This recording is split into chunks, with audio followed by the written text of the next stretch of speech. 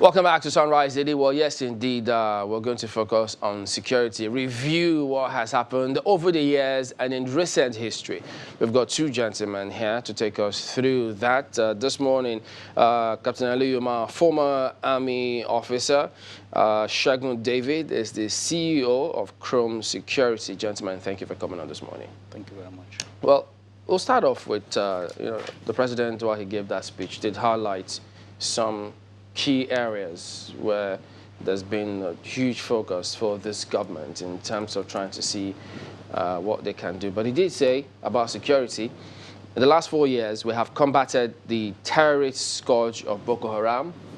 Then he spoke about the Ministry of Police Affairs, which has been resuscitated to oversee the development and implementation of strategies to enhance internal security. He talked about some of this initiative, that is part of which is the establishment of the Nigerian Police Trust Fund.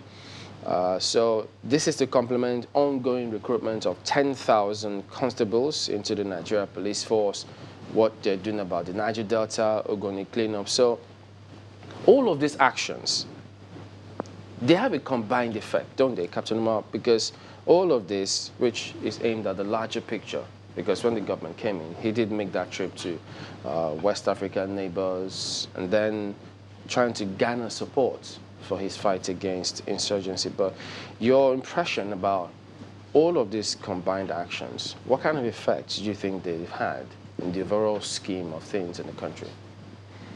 Well, good morning. If I were to appraise what the president has put on the table, as in what has been done, what is being done, and what will be done, I want to split it into two. I want to split it into a form and a context perspective.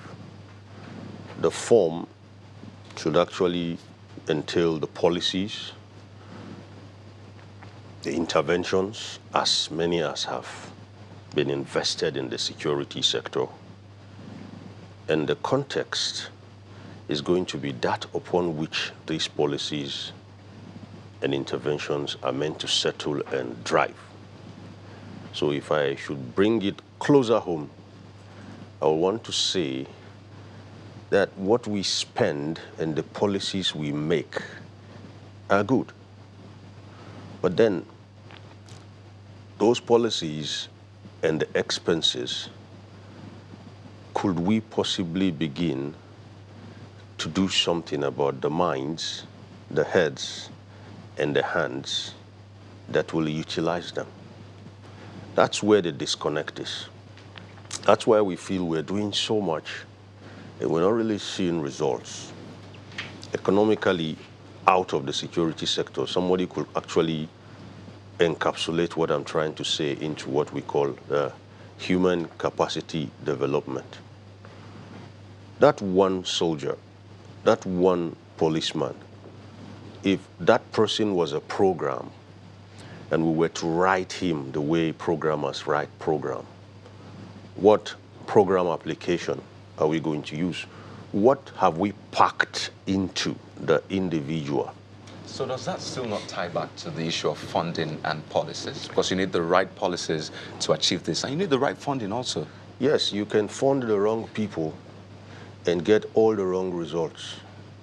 Funding policies are meant to address these things, but we have to think in the grain, okay? We have to think in the grain. The very strands of material that make the fabric itself. Or else, the best weapons, the best policies will still get us these aberrant results.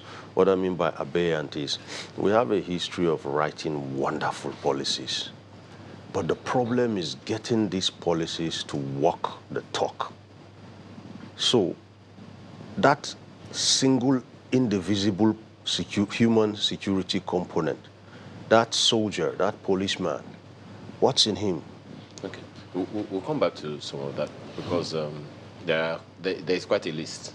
I'm sure you will be aware. But let's take your perspective, Mr. David. What's your take on the president's speech, the security component of the president's speech? Good morning, everyone.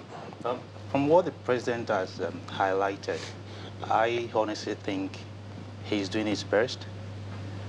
But being a federal system, it can only set out the policies and give it out to who, especially the agencies, who is going to execute them. If they're not properly executed, that's where the problem comes from.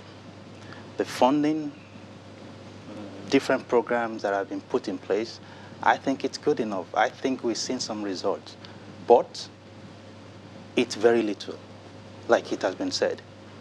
Why do you think that is very little? For me, it's because of the execution.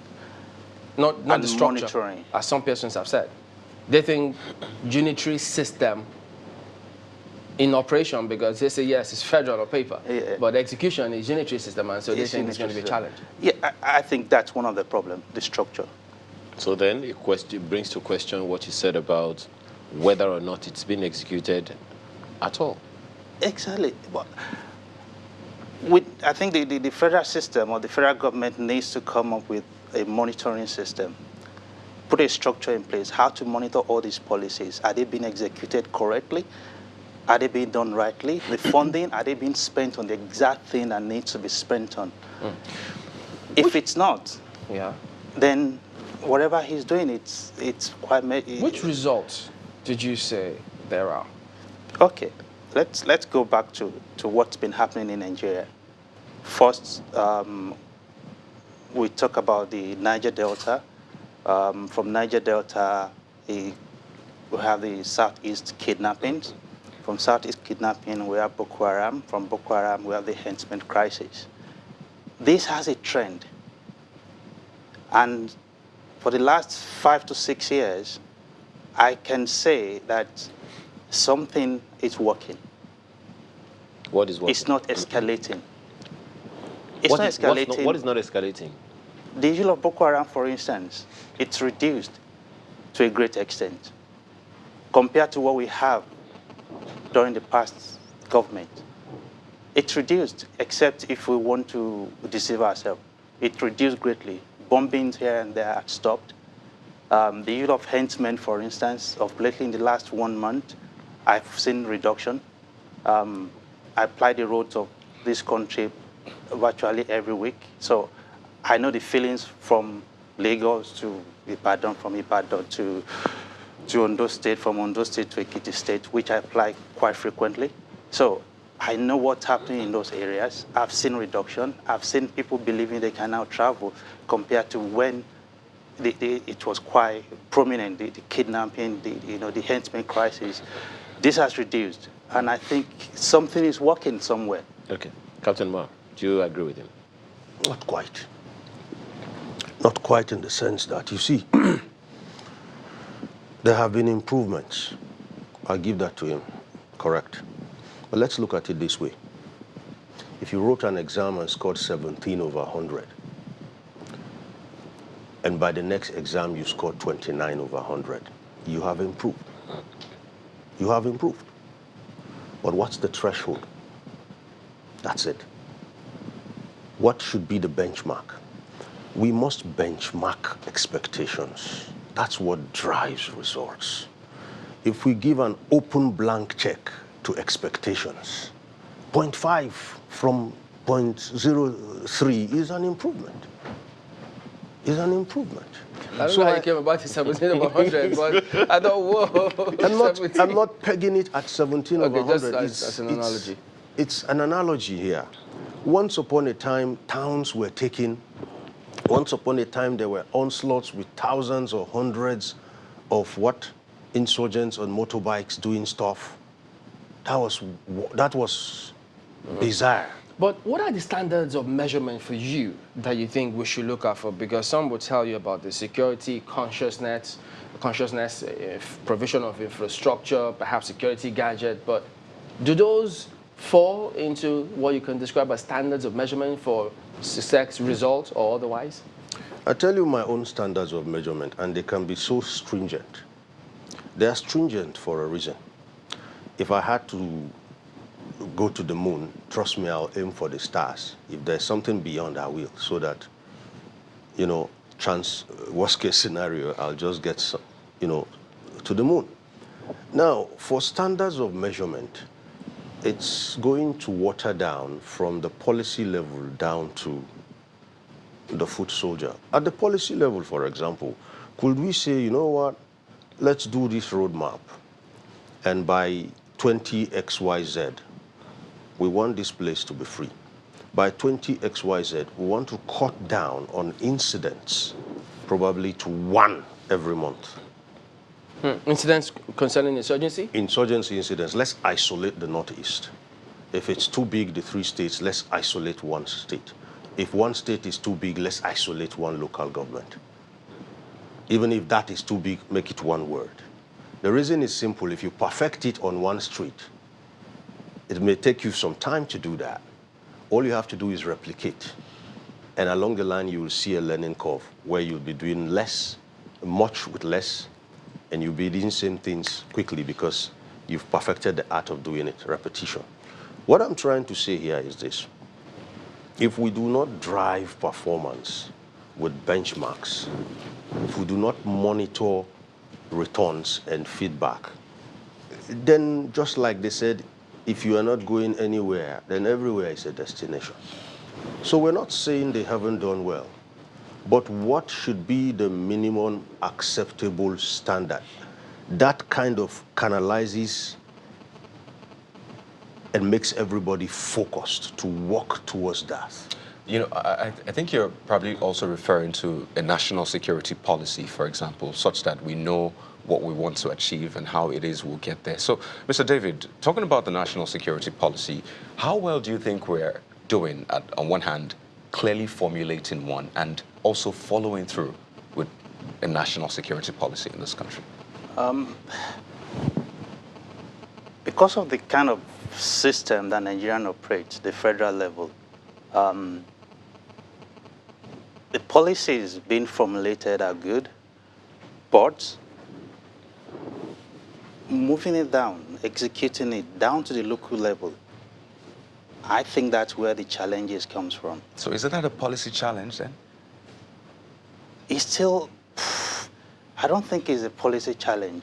We can write policies in this country. Because if you have say the good policy is not brains, allowing the different, federating units as it were to operate, then maybe we should also go back to the policy and say the policy should actually give them some form of independence and leeway.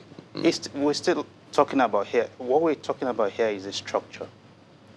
Which is a function of a policy. Which is a function of the policy, I agree with you. But at the same time, we need to look at the structure, how these policies will go down to the grassroots, will go down to the local government areas, will go down to the villages. That's what we need to look at. What is happening? Is it stopping at Abuja? Is it stopping at the federal level? Is it going all the way to the state level? Again, what's the function of the state government, the local government, and also the federal government? Okay. Where is the bridge? Because sometimes the state government says it's a federal government problem. Then the local government says it's the state that needs to handle it. Then, So then, would you still say that the policies are good if they do not factor in those 3 tiers of authority? there's a difference between policies and structures. Okay. Now, the structure is in place. Again, most of these structures, most of these things we are talking about, they are all borrowed structures from the Western world. But I think the way they do it over there in the Western world is quite different from the way we think here. Our culture as well matters here, which they don't have over there. So, for instance, I will communicate in my own village now. I will communicate with my chiefs, the king there, the local vigilante groups there, and see how to implement some policies, to see how security issues can be tackled, which I've seen done before in my own village. I've moved close to them. I've seen how they do things. It's working there. But if we want to say, okay, this is what the paper says, this is how we should do it. And most of the time, since I came back to this country, what I've seen is that most of the things do not filter down to the local government, down to the grassroots. It just filters it gets to the federal government, from the federal government it gets to the state government, and somewhere between that, it just fades away. What do you think is responsible for that? I think it's individuals. We have these resources, human resources in this country. Most of them, because of the culture, the lackadaisical attitude sometimes, they just treat things with very flimsy, and they don't know the implication or the impact it's going to have on people. That brings us to the question of intelligence, an area you played very well in. But it's always different how those in authority and those in the field handle it from how it's perceived out there. It's because they will always tell you, look, you don't expect them to come and give you all of those details on TV. So give us your impression. Several years ago, when we did ask them some of these questions off the camera, they said, look, we volunteered information. We pass intelligence report. It now depends on what is being done with all of those. So they say you can't exactly blame those who are getting that intelligence and passing it forward. So in terms of how that has played out in recent history, recent years, how are we faring? Well, starting with intelligence, I want to put two agencies on the front burner. The NSA, National Security Agency, and its bride, the National Orientation Agency. Whether they found that common love among themselves, I don't know. But they're supposed to go hand in hand, given the vagaries of our quandary as a people today. Now, intelligence itself is everywhere, okay? It's everywhere, even in this room. There are certain things I've gleaned off the three of you right now this morning. Interesting. But you see, yes, very interesting. I'll tell you one, and he'll probably knock you off that chair. Now, you see, for you to use intelligence properly, you have to be intelligent. You see, the intelligence community is not for everyone. If you went to foreign intelligence services today, and as far back as I know, they go to our campuses, they go to our institutes, and bring out the best heads, straight A students, because intelligence is just not for the average-minded person. You have to be somewhere between nerd and crazy to make a good intelligence prospect. Now, the thing is this. The National Security Agency has one leeway to turn things around security-wise quickly on the part of the citizens. On the part of law enforcement agencies, it boils down to what I said initially. What do you pack into that one single policeman, one single soldier, one single customs agent? What do you pack into him? What are his intellectual and mental capabilities? So far, what have you read of that officer? Sorry? So far, what have you read of that officer that you are looking at now? That officer I am looking at must be equal or above the average Nigerian citizen intellectually. Let me tell you where the friction comes between law enforcement agencies and our citizens. I see it every day on the street. I sense it from responses and feedback. There is no reckoning. The average Nigerian citizen on 2019 Earth seems to be more informed and smarter than his fellow citizen in the security agencies, particularly the lower ranks. Particularly the lower ranks. And that's where the friction comes in. So you stop one Chamberlain Uso, just an example, and you're standing by the roadside, and he's talking from a superior and more informed position than you are. Your next fallback is the weapon you hold it. So there's going to be an ego war, and eventually you're going to supersede in that ego war with that piece of ordnance in your hand.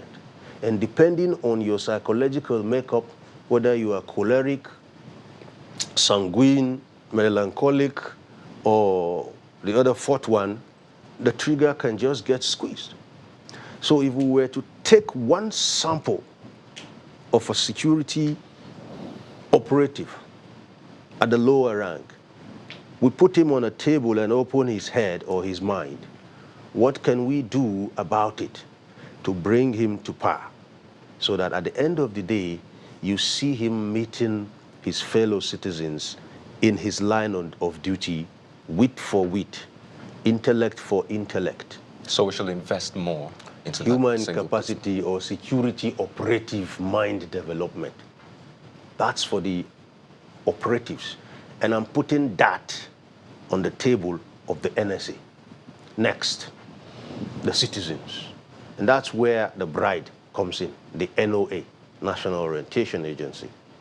Fast-track leeway approach to the greater Nigeria on 2019 Earth for the NOA is subliminal and subconscious.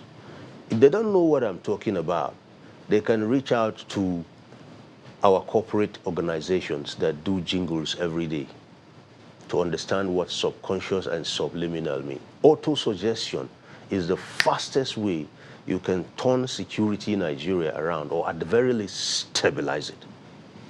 I always say something, we are creatures of habit, we are social in nature. Those are the two windows. Essentially, you are saying that the NOA should initiate a reprogramming of the people. Yes.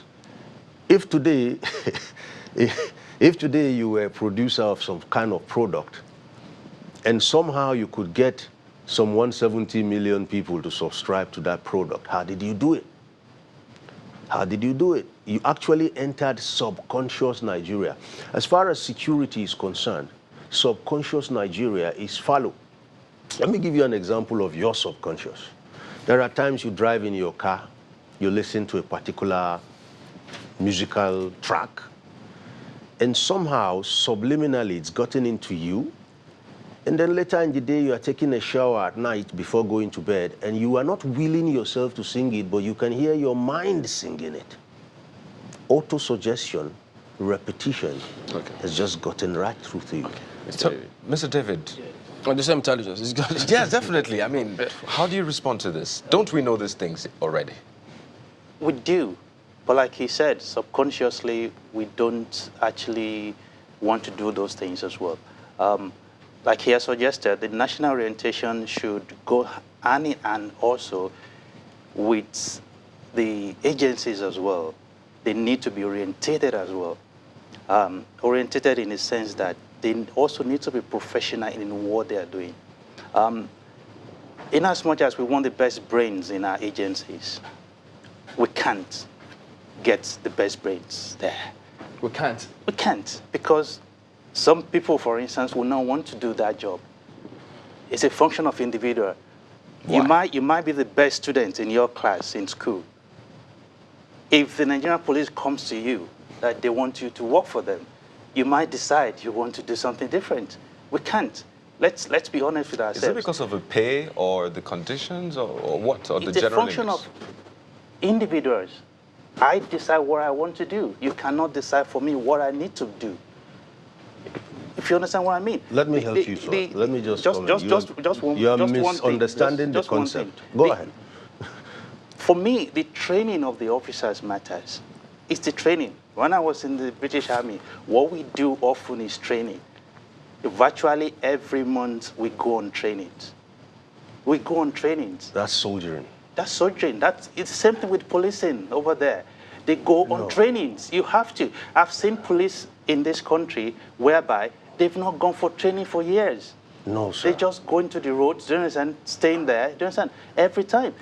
These things it's a function of the training. If you train somebody constantly, every day, about something, he will get the grasp of that thing. But if you don't... Sorry. Okay. Sorry, I just want to straighten something out. Not soldiering. The intelligence community is not about soldiers and policemen. When I spoke about getting the best heads, I spoke about intelligence and the NSA. I doubt if you went to the NSA today, if you're going to see battalions and brigades there. And talking about the NSA, I'm not talking about the boot camp kind of training for intelligence operatives. And of course, if you went to the campuses on our soil today, not everyone will be interested. And also, not everyone will be disinterested. No matter how good the force is. Even if you were offering heaven, there will still be people who will rather not, or probably not at that time, not yet, whatever. But then what is clear is, for the interested, there are stringent parameters. There's what we call head hunting or talent hunting. And you must go through those parameters to come on board.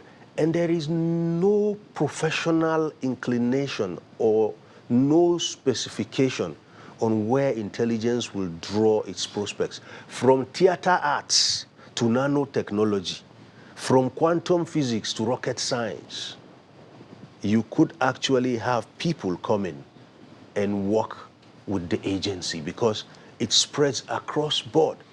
There are institutes, for example, that work closely with intelligence agencies. There are professors on campuses that work closely with intelligence agencies, not because they are spying on you, but they have that skill set, they have that know-how that is required.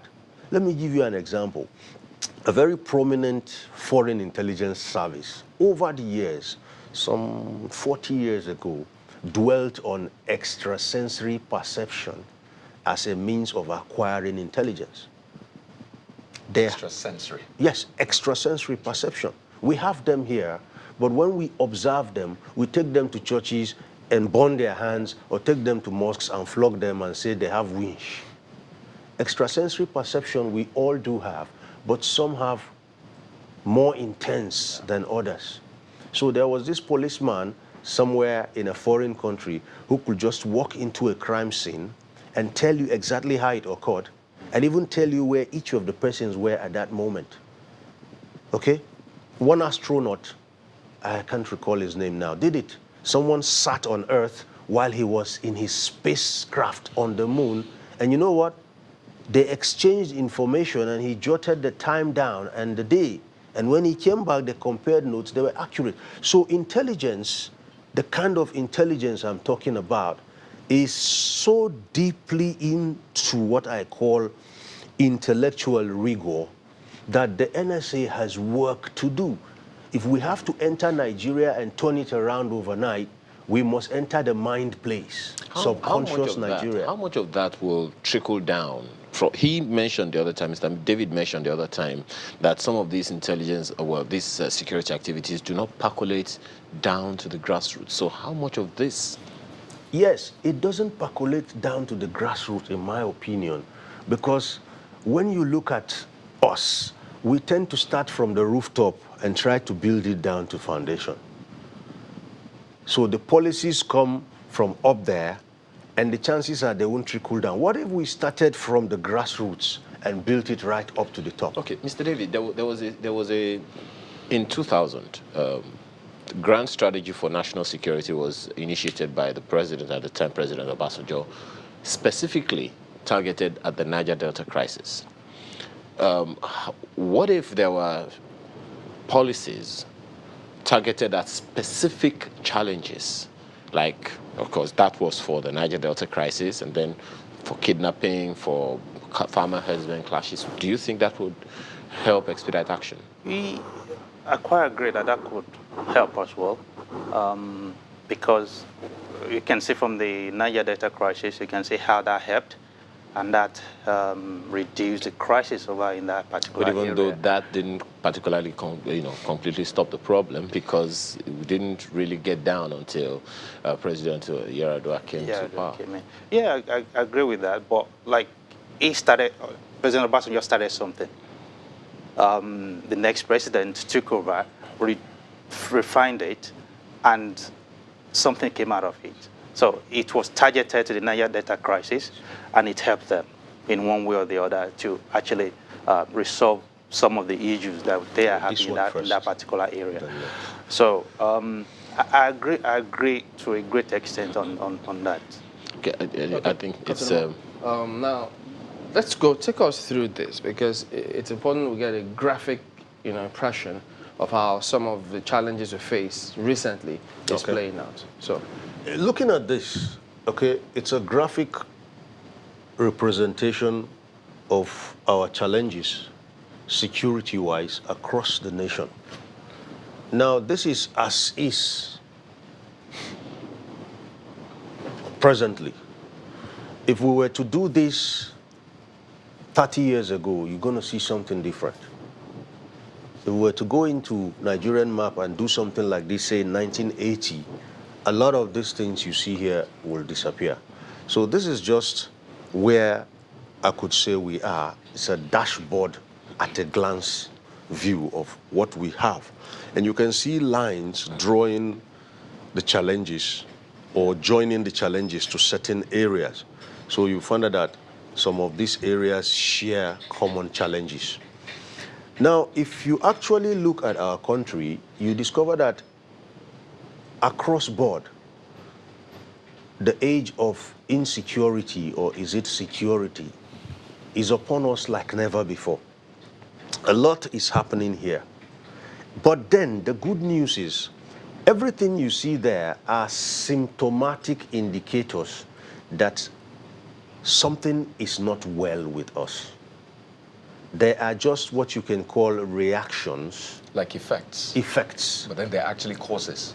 There are causes, but these are effects. So the real problem is not the effect, but the cause. Okay? So if you really want to take the heat and the pressure off our security agencies, all you need to do is to pull the plug on the causes. And once you pull the plug on the causes, you're going to see some of these things even lose relevance and just evaporate by themselves. So can we take an example? Let me give you an example of the farmer-herders conflict. The farmer-herders conflict, in my own opinion, is actually time, space, and if I could say providence, telling us again and again that it's time to do it differently. I, for one, see the present status quo where we have grazing animals everywhere as outmoded. Outmoded in the sense that we could actually logically conclude that if horses, and there are some 3,000 horses or more in Kaduna and Kano alone, could be fed on ranches without grazing, and a horse eats thrice as much as a cow, then where is the justification for these needless killings simply because our cattle have to graze? So perhaps that's the reason for the NLTP, or one of the reasons. Whatever the reasons for it, what we stand to begin to put through to the herders is they stand to gain more. I feel very, very sad when I see someone take a cow to the market and sell it for 350,000, a well-fed cow, what we call bujimi. It's underpriced. If you know who the ranchers are in the US, you understand what I'm talking about. If they cough, the government will have to bail them out. Now you see that cow. That cow, ordinarily, if we were to go ranching, will go for $850 because the bones, the hooves, the skin, the milk, the blood, the beef, the horns, all of them will be sold separately. So on the aggregate, you're going to make even much more of one cow than you would have done just pushing it to the market like we do. That way is outmoded. Now, if we are to look at the sum total of all of these problems, as I told you, they are effects. They are actually people trying to do what they will to survive if they have to, because they have lost any sense of reckoning with the state. The state itself must begin to revamp and recoup its sense of reckoning. And that's where our NOA comes in. That's where subconscious Nigeria comes in. If I could ask you, I mean, your practice in the field, our security policy, which we've talked about, did you see any reflection that, yes, it does actually take cognizance of all of these challenges in different parts of the country, and then it's there to address this? from whichever policy, whichever documents, or whichever one they've referenced that you may have heard or seen? Yes, I think so. Like he has rightly said, these are effects, but they are causes. Again, which arm of the agencies are meant to deal with all these issues that we have on ground? You can't say because we have so much of this effect, we should push out the military. No. The police are there. That's their job. They have a specific task to do. Yes, it may be their job. Yes. But we've seen over the years, too, that it's been a challenge. Don't forget that even there was a time it was so much legal arguments as to whether or not the army and the police, that joint security operation should continue. Does it have any legal basis? But that is still happening, and it will still happen. It will still happen. But like we said before, we need to invest more in our security agencies in terms of trainings. If these people are trained properly as to what to do, especially our Nigerian police, I believe they can do more than what they are doing at the moment. Okay. So Let's wind essentially- down because, Okay. sorry, pardon me. Now, if you take a look at the next slide now, Captain, why is this significant? Could you reduce it a bit? There are color codes up there that the viewer may want to connect with. You can see red, green, yellow. Now, what you are seeing here is actually an outsider impression of the inside. It's actually a third-party opinion of our nation. Okay? Yeah, And, it's been cut off. Yes, You know, somewhere, I'm somewhere. guessing green perhaps means No, hold on. Don't. I'll explain it to you. I'll do it for you. Now, the red there is don't even go there at all. right. The green there is actually get in touch with us for travel security advice before you go there. And the green you are seeing is even if you have to go there, you still need to maintain some kind of contact with us so we can continue to update you on scenario. Now, this did not come from us. This is coming from a travel control security advisory from a third party, someone standing out of this country and looking in here. So basically, if you did what you saw initially, that is from the inside, and you did this on the outside, put it in one cup, mix it, what do you get? From there, you can begin to understand what the feel in and out is. Should the NOA leverage on this kind of material to reorientate Nigerians and give us that security consciousness? Obviously, to give us security consciousness for 170 million people, if we continue the way we are doing, 10 years from now, that consciousness will not. What you need is security threat awareness. Okay. And consciousness will dawn naturally. So, gentlemen, as we wind down, give us what you like to see the authorities do to ensure that, look, it's about perception as well, in terms of when you feel safe. What should they put in place almost right away? Right away, fast track, low-hanging fruit approach to securing and stabilizing Nigeria is those two agencies I've told you, and they must exploit the benefits of cymatics. You can go Google cymatics. Have you seen the advert on CNN, sights and sounds of whatever country? I leave it there. Personally, I would say proper orientation, both for the citizens and the law enforcement agencies. It's very, very, very, very important. If I can very quickly add this. You guys in security tell us that the job of security is everybody's job. That's correct. And you have also talked about the functions of citizens. What should the citizens do now? The citizens, sorry, let me just put it to you right now. The citizens are social in nature. They are creatures of habit. They just respond to stimuli, social, economic, political, whatever stimuli. With the right use of sound, you can gauge and preempt and even decide what stimuli responses you get. That's where these two agencies I've spoken about can support the government. Mr. David.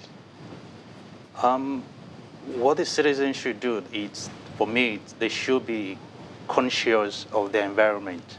What's happening? Is there any change? Is there anything happening around them?